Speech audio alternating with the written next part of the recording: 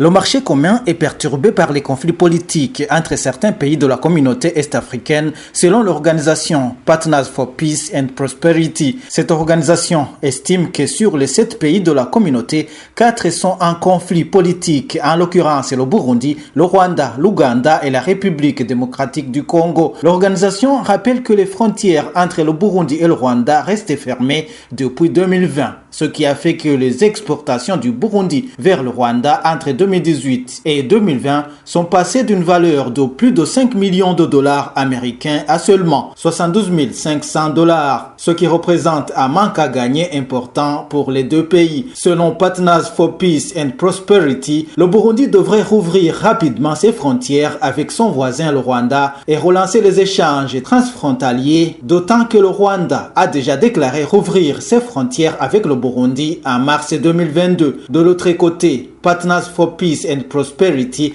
indique que les exportations de l'Ouganda vers le Rwanda sont passées d'une moyenne mensuelle d'environ 16 millions de dollars américains en 2019 à seulement une moyenne de 220 000 dollars en mars 2022. L'Ouganda a également enregistré un déficit commercial avec la Tanzanie, tandis qu'avec le Sud-Soudan et le Burundi, il réalisait des surplus selon l'organisation. La valeur du commerce transfrontalier entre la RDC et l'Ouganda, qui était passé de 218 millions de dollars américains à 355 millions de dollars américains entre 2018 et 2020, a également chuté de plus de 50% pour atteindre environ 146 millions de dollars en octobre 2020 sous l'effet des restrictions de circulation transfrontalière. L'organisation rappelle que le secrétaire général de l'EAC lançait une alerte que les arriérés de contribution avaient atteint un niveau alarmant de 50 millions de dollars américains. Le Sud-Soudan et le Burundi devant plus de 48 millions de dollars américains, soit 98% du montant dû. Avec un tel niveau d'arriéré qui représente plus de 50% du budget de la communauté, il est évident que l'agenda d'intégration régionale de la communauté est en danger d'asphyxie. Selon Partners for Peace and Prosperity, l'impact de la COVID-19 et de la guerre entre la Russie et l'Ukraine affecte aussi l'économie de la communauté est-africaine. Selon l'organisation Partners for Peace and Prosperity, l'organisation termine son analyse en se demandant